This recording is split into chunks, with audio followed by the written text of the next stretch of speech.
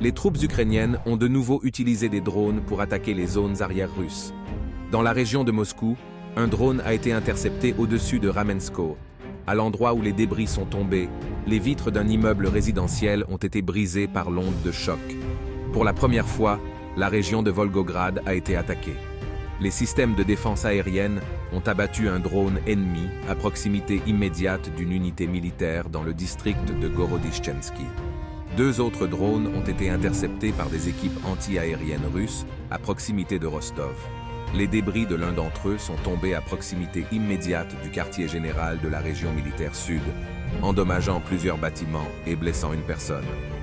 Les biens civils à Bryansk ont également été soumis à une attaque massive.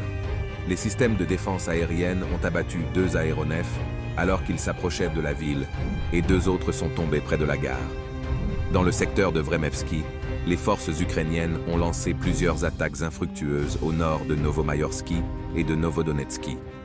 Les troupes russes ont repoussé toutes les attaques, obligeant l'ennemi à se replier sur ses positions d'origine.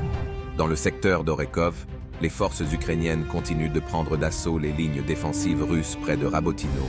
Pour le moment, le village lui-même se trouve dans une zone grise. En raison de destructions importantes, il n'est pas possible d'y occuper des positions. À l'est, le commandement ukrainien envoie sans relâche des troupes d'assaut pour se consolider dans les points forts proches de Verbovo.